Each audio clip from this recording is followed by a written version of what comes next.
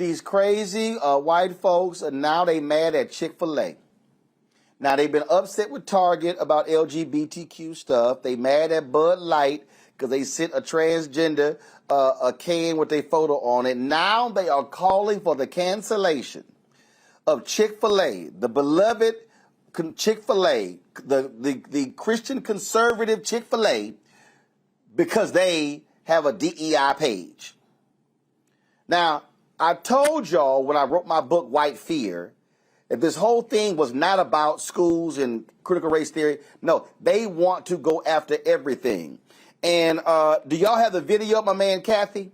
The video when he was at the church talking about, okay. So now, and Harris Falk, the token black woman, and I'm saying that for a reason, on Fox's Outnumbered, she had the audacity to blast him by saying that his comments were wrong and how ridiculous he was for what he said about whites and African Americans. Watch this, y'all. Here about a story that was shared with me by a dear friend who shared with me about a revival that was taking place at a church in Texas. And at that revival, on the front seat was an older African American man that was sitting there. And this young man got up that was there in that service, and he'd been so gripped with conviction about the racism that was in that local community in a small town in Texas that he took a shoe brush and he walked over to this elderly gentleman and he knelt on his knees and began to shine his shoes. And tears began to flow in that service. It was an attitude of conviction. So I invite folks to put some words to action here. And if we need to find somebody that needs to have their shoe shine, we need to just go right on over and shine their shoes. And whether they got tennis shoes on or not, maybe they got sandals on, it really doesn't matter. But there's a time in which we need to have, some personal action here. Maybe we need to give them a hug too, brother. And some stock in Chick-fil-A. But I bought about 1,500 of these, and I gave to all our Chick-fil-A operators and staff a number of years ago. And so any expressions of a contrite heart, of a sense of humility, a sense of shame, a sense of embarrassment, beget with an apologetic heart. I think that's. So here's two things. So these folks, Reese, they're mad about the DEI piece, but then again, Harris Faulkner had an attitude, just couldn't believe that he said those things. And I'm like, hey, y'all so-called Christians, if they actually listened to what the man said, he was talking about racism. He was talking about what he was describing was no different than Jesus washing the feet. See, they don't want to deal with that, so they mad what he had to say, but they ain't mad at the racism, just like Mike Pence is demanding the Dodgers apologize for inviting an organization that's been on the forefront of fighting AIDS to a pride event because they felt that they are mocking Catholics when Mike Pence ain't said nothing about the report out of Maryland and Illinois showing how the Catholic Church covered up widespread abuse of their priests. This is all unhinged on everybody's behalf. Black people are not asking for white people to shine their shoes, sneakers, sandals, feet, none of that shit. Like the man said, give me some Chick-fil-A stock. If you want to be helpful, if you want to be contrite, that could be my reparations, not you shining my shoes. So I just think that this is a war that white people are having with themselves because Black people ain't really too hung up on this DEI stuff. First of all, most of the DEI jobs are going to white women anyway. They're not going to Black people. And then when the Black people get in the roles... First of all, 75% of DEI jobs are held by white people. Exactly. So who don't they know. really just beefing with each other at this point because we ain't even really in it. We ain't even really in the situation. You know, we benefit marginally from it.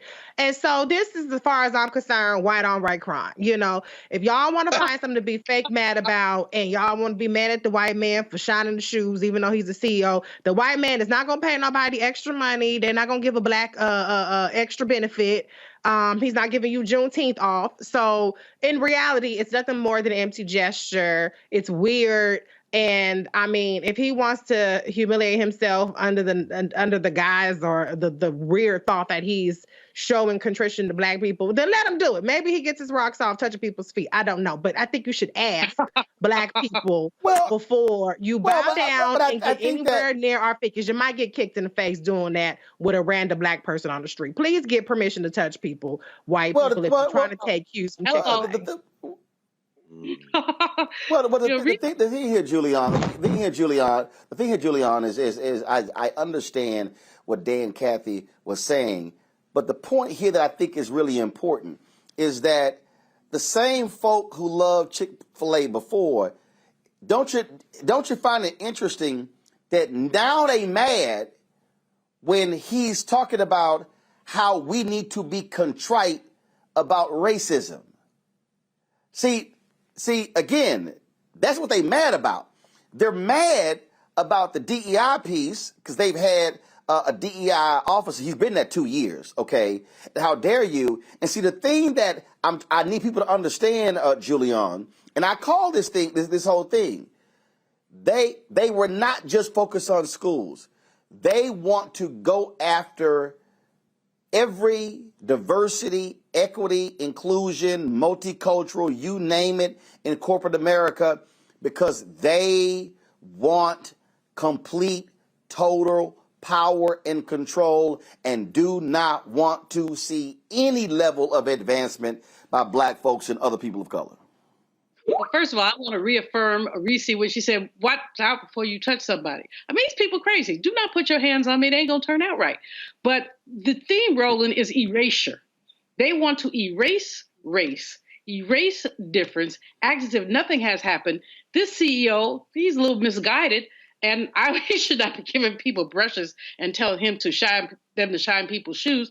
Like the brother said, just give me some stock in Chick-fil-A. You know, where are my reparations? This symbolic BS is what white people have done since the end of enslavement. And for about a rich 12 years, post-Reconstruction, there were some movements towards equity. But you know what has happened since then? We have only 10% of the land that we had in 1880. We gained land and then they kept taking it.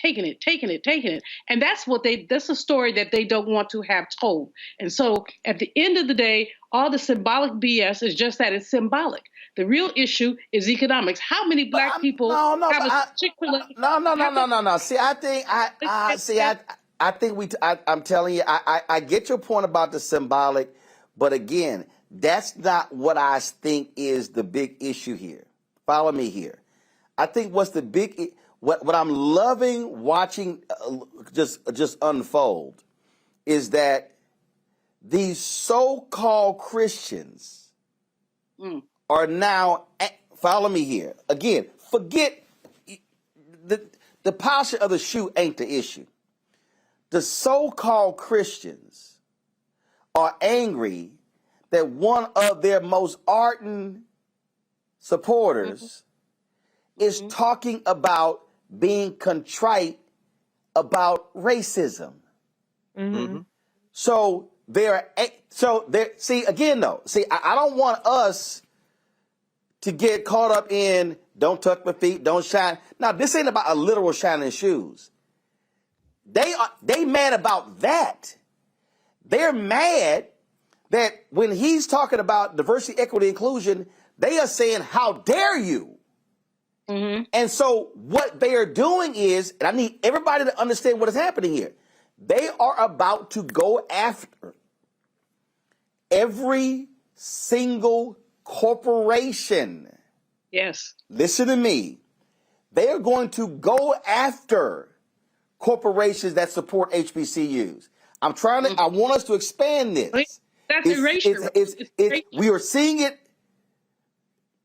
No. But what I'm saying is, I don't want us. I'm not tripping on Dan and the shoe shine. I'm looking at their reaction to Dan speaking against racism. And they mad that he did, using the example that he cited. Julianne, finish your point, and I'm going to Greg. Well, the point is erasure. It's erasure. They want to erase the past. They want to, if you talk back about any of this stuff, we hate America. No, we don't hate America. We effing built America. So it's not our hatred. It's the fact that we will not be erased. You have those white boys in Charlottesville, Virginia saying we would not be overtaken or whatever. We black people who built this country will not be erased. That's just it. See, Greg, again, as I'm looking at this, and in fact, there were some folks, they were pushing. Let me see if I can find it. They were pushing Kellogg's to stop their DEI initiative. And so what you're seeing is you're going to see these folk, in fact, Kellogg announced gains at DEI goals, including at management level. What you're going to see, Greg, and y'all can write this down, everybody who's watching and listening. You're about to see these critics, they're going to attack any initiative where a corporation, anything dealing with social justice, anything dealing with race, anything dealing with black folks, anything dealing with equity, and they're not going to stop. And they're gaining, so they knocked off $10 billion of market cap for Target opposing the LGBTQ stuff in the store. They've knocked off $27 billion in market cap of Anheuser-Busch because of the Bud Light. So what I hope black folks who are watching is what they are doing is using the same Operation Breadbasket strategy and now forcing these companies to they want them to reconsider their actions. And don't be surprised when there's something that we like, that folks have been support, they come after. We better be real smart and careful and watch what they're doing, Greg, because they're coming. Absolutely. And they're going to be relentless in coming after us. Absolutely. Yes, they are. It'd be very nice if we would be smart, but the American Negro doesn't really have a track record of that en masse. Well, first of all, I reminded of the joke Richard Pryor used to tell. He said, "Don't you hate it when somebody interviews black people and they say, why don't they ever talk about us? We fought the Indians." And then Richard Pryor is like, "Shut up, fool. Shut up, fool. You want the Indians mad at us too?" First of all, we built this country. This is a settler enterprise. Onward Christian soldiers. I don't want no damn credit for displacing the aboriginals of this country. Like, that's a point of damn pride. They snatched us here to dispossess other people. Now, how does that tie to Chick-fil-A? This man's a Christian nationalist. He's on the home team. Remember, the people who are maddest at Castro, and they are almost all dead now, in South Florida, they mad at him because he put them out of Cuba in 1959-60 because Castro was one of them. He was one of the white elites. They turned on them first. So they was like, man, you were supposed to be with us. This boy Chick-fil-A is the home team. That's why the brother was like, yeah, or reparations. And he went like this, like, I see what you're doing. I see what you did there. Them low-wage workers at Chick-fil-A, he ain't gonna get him no raise and nothing like that, but he's a onward Christian soldier, Trump supporting, propping up the white Christian nationalists. And you're absolutely right, Roland, they are turning on them. Why might that be a good thing ultimately? You have walked us through how many times how these DEIU things that they put in place 3 years ago when they thought we was gonna tear up the whole damn world and now are backtracking on have been deeply ineffective. And if Kellogg say they made progress, what does that mean? You hired two because you didn't have none? But the point is that in this internecine conflict, it all is oriented around them preserving this fascist, racist, white nationalism. And if his response will be to back up off it, maybe mission accomplished. If they knock off some market share, mission accomplished. But I'm going to tell you about the American Negro. You go to South Africa, KFC. You go to West Africa, KFC. You go to Egypt, KFC. In other words, The Negro is brand loyal. Our political consciousness is it ain't even in the toilet. It's on the ground outside the toilet. The reason that man's family, reason this man's family would starve if you waiting on Greg Carr to buy anything out of Chick-fil-A, because I know the history of Chick-fil-A and its owners. Remember last year, they tweeted out something, and again, the brand loyal Negro who will eat Chick-fil-A till it's coming out of their eyes said something like, "Oh, y'all got grilled spicy deluxe but no spicy nuggets?" And Chick-fil-A tweeted back to this brother, "Your community will be the first to know if spicy items are added to the permanent menu, Don." Why my community? Because you Negroes will burn down a church to get to Chick-fil-A. Until we develop some sense of self-respect, which is what I suspect y'all gonna be talking about at Juneteenth in Texas, the third week of June, we are gonna be pawns in a game that we don't even know is going on. But hey, man, you'll starve before you get something from me from Chick-fil-A, brother, because you can shine my shoes, but as the brother said, what about that stock? I see what you did there. All right, folks, back to our Roland Mark Unfiltered video in just one moment. When you talk about blackness and what happens in black culture, we're about covering these things that matter to us, speaking to our issues and concerns. This is a genuine people-powered movement. There's a lot of stuff that we're not getting. You get it, and you spread the word. We wish to plead our own cause. Too long have others spoken for us. We cannot tell our own story if we can't pay for it. This is about covering us. Invest in black-owned media. Your dollars matter. We don't have to keep asking them to cover our stuff. So please support us in what we do, folks. We want to hit 2,000 people, $50 this month, raise $100,000. We're behind 100,000, so we want to hit that. Y'all money makes this possible. Check some money orders. Go to P.O. Box 57196, Washington, D.C. 20037-0196. The Cash App is $RM Unfiltered. PayPal is R Martin Unfiltered. Venmo is RM Unfiltered. Zelle is Roland at RolandSMartin.com.